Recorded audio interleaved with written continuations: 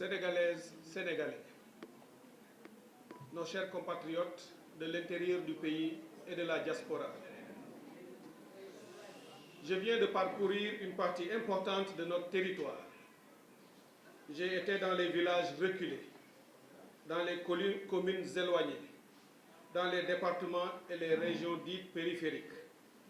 J'ai vu et entendu des milliers de nos compatriotes, hommes, femmes et enfants. C'est le lieu de remercier celles et ceux qui m'ont accompagné durant tout ce périple, celles et ceux qui m'ont accueilli là où je suis allé, celles et ceux qui m'ont soutenu et appuyé de leurs idées, appuyé de leurs expériences, ainsi que les nombreux qui nous ont donné de leurs moyens pour nous permettre de partir aussi loin. Je vous dis ma reconnaissance et mon infinie gratitude. Dans le Sénégal des profondeurs, j'ai senti et ressenti l'ardente volonté de changement de notre peuple.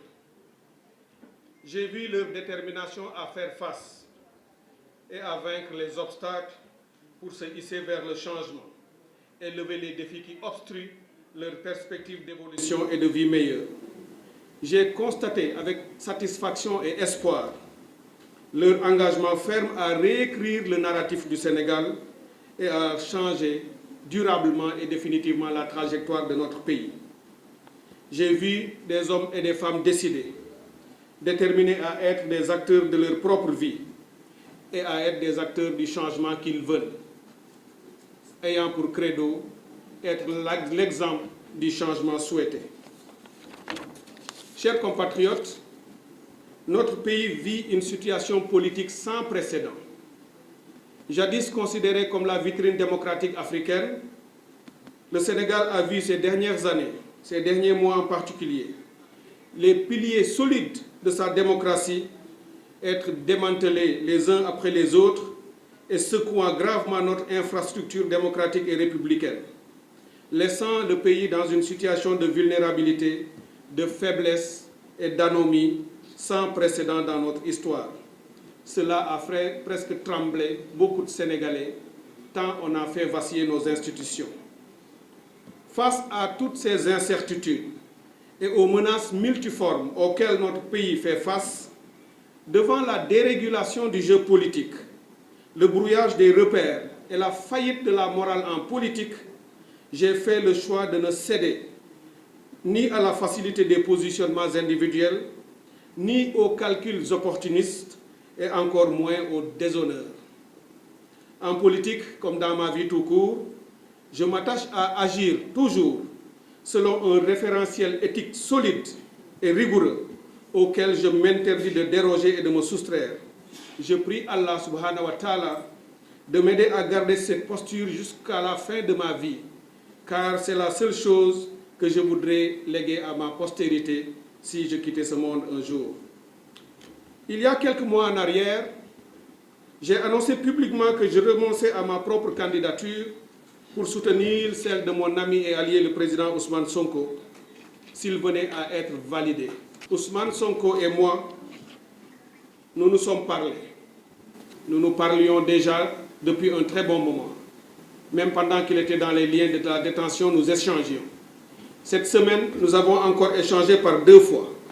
Nous avons parlé sur les enjeux, nous avons parlé sur le projet, nous avons parlé sur notre stratégie et nous avons parlé sur le timing pour dérouler cette stratégie et lui donner une issue victorieuse. Nos tête-à-tête ont été sincères, comme toujours, ont été justes, comme toujours, et n'ont eu que pour le Sénégal comme motivation et ayant en balise l'intérêt général et le drapeau de notre pays. Avoir plusieurs candidats à l'élection présidentielle issus de notre pôle était pour nous une impérieuse nécessité.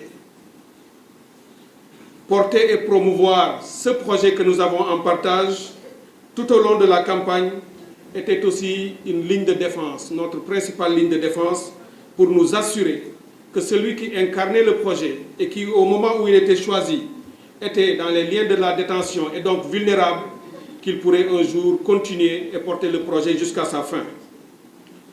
Pour nous, porter ce projet et le promouvoir pour une victoire le 24 mars 2024, c'est aujourd'hui un impératif qui mérite tous les sacrifices et nous sommes déjà nombreux à en avoir consenti beaucoup. Ousmane Sonko a fait sa part de sacrifice. Bassirou Diomaye Faye a aussi fait le sien. De nombreux Sénégalais et de nombreux Sénégalais ont été arrêtés injustement, emprisonnés illégalement, tenus dans les liens de la détention dans des conditions difficiles. De nombreux autres de nos concitoyens ont été blessés. Beaucoup ont laissé leur vie dans ce combat que nous menons depuis quelques années. C'est le lieu pour moi de m'incliner devant leur mémoire, de saluer leur lutte et de prier Dieu qu'il les accueille dans son paradis. Je crois en ce projet. J'y ai travaillé depuis de nombreuses années. En 2019 déjà, nous étions parmi les concepteurs de ce projet et ceux qui l'ont écrit dans le cadre de la coalition Sonko Président. Depuis lors, lui et moi et tous les autres avons continué à y travailler parce que nous y croyons, puisque ce projet est aussi le nôtre, parce que autant nous avons travaillé dans le projet de Sonko Président, autant des années auparavant, Ousmane Sonko était aussi avec nous lorsque nous écrivions les documents de la plateforme politique Avenir Sénégal Bi Ñu Bëgg, et ça c'était déjà depuis 2015. Nos destins sont donc liés, je crois que tous les Sénégalais le savent, pour le bien de notre pays, Inch'Allah. Ce projet est sans doute le meilleur des projets. J'ai lu et j'ai compris, j'ai vu et j'ai analysé et exploité l'ensemble des projets qui sont soumis par les autres candidats à l'élection présidentielle. Je crois pouvoir dire qu'aucun n'égale ce projet patriotique que nous portons et que nous espérons porter au pouvoir au soir du 24 mars 2024. Ce projet postule le souverainisme assumé. Il postule la refondation de nos institutions, mais la refondation rigoureuse. Ce projet postule un patriotisme également assumé et ce projet accepte ou promeut un panafricanisme intégrateur. Ce sont les 4 grands piliers que vous y retrouverez. Ils sont exploités ou éclatés à travers différentes autres postures ou composantes du projet. Il est ambitieux pour notre pays. Il est adapté à notre économie politique. Il est adapté ou conforme aux aspirations du peuple sénégalais, des villes comme des villages, des Sénégalais de l'intérieur comme de la diaspora. Un tel projet ne saurait être bâti autour d'une personne. Il doit être l'œuvre d'une équipe, de sa conception à sa réalisation. Et c'est pour cette raison que nous nous sommes tous regroupés autour du projet, pour le porter et le promouvoir en effaçant nos intérêts personnels et nos individualités. Ceux qui ne le comprennent pas sont simplement ceux qui peut-être sont simples d'esprit ou mettent en avant leurs intérêts personnels, les intérêts partisans ou l'obsession de l'accès au pouvoir. Le moment est donc venu pour moi de parachever mon engagement pour faire offrir aux Sénégalais l'occasion de produire un changement durable et définitif afin d'abréger la souffrance profonde que les Sénégalais vivent, surtout à l'intérieur du pays, que j'ai pu voir, sentir, observer et vivre avec eux tout au long des périples que j'y ai menés tout au long de cette campagne. Je me suis toujours engagé à mettre l'intérêt général au-dessus de mes propres intérêts.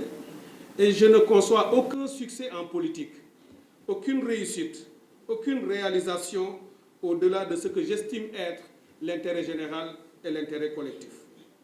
L'élection du 24 mars 2024 ne rentre pas dans la normalité, et tous nos concitoyens le savent.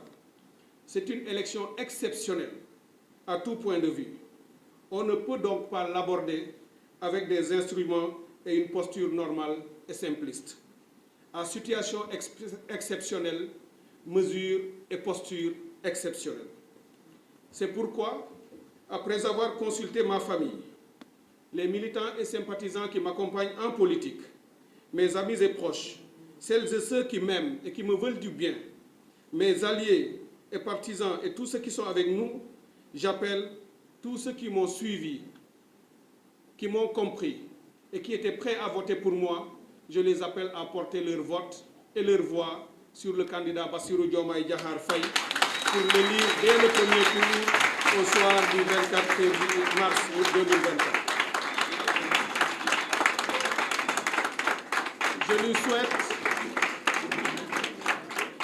Je Je lui souhaite une excellente victoire. Je lui souhaite une victoire sans appel, sans bavure, sans contestation possible au soir du 24 mars 2024.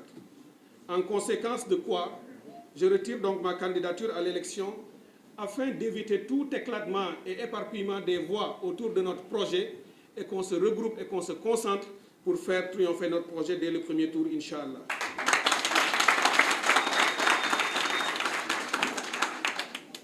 Je connais Bassirou Diomaye Diakhar Faye. Je le sais juste, je le sais intègre, je le sais intelligent et je le sais rigoureux. Bassirou est un homme respectueux que j'ai appris à connaître. J'ai travaillé avec lui autour de ce projet depuis 2019 et autour de toutes les autres initiatives que nous avons partagées. C'est un garçon extrêmement brillant, il est rigoureux, il est sincère, il est honnête et c'est ce qu'on attend d'un chef.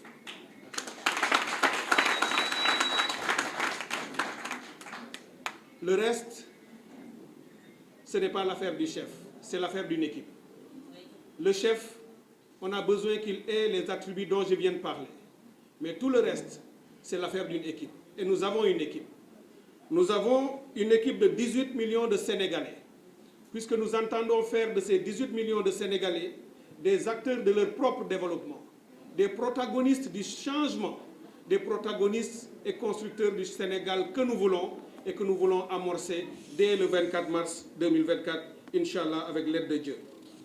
Mais ce projet, c'est aussi les centaines et les centaines de Sénégalais de l'intérieur et de la diaspora, des hommes et femmes compétents, intègres et patriotes, qui excellent dans leur domaine et qui déjà travaillent pour et autour de ce projet et qui seront mobilisés pour être les principaux constructeurs du développement de notre pays et qui viendront se regrouper autour de l'équipe gouvernante, autour du président Bassirou Diomaye Diakhar Faye, autour de tous les alliés qui travailleront à la réussite de ce projet.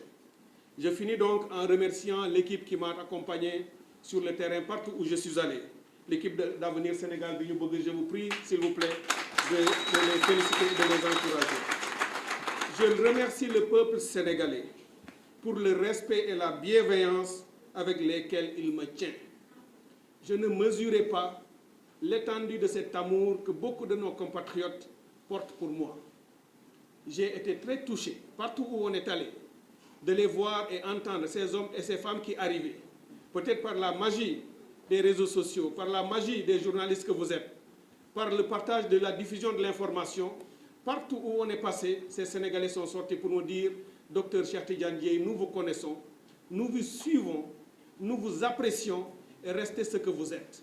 Nous avons besoin d'éthique dans la politique, nous avons besoin de morale dans la politique, nous avons besoin de gens qui y croient, qui ne se trahissent pas, qui respectent la parole donnée et qui ne mettent que le Sénégal en bandoulière et qui considèrent notre pays comme leur unique et seul objectif et balise. Je remercie ces Sénégalais et Sénégalais. Je prie Allah pour qu'il continue de veiller sur notre pays.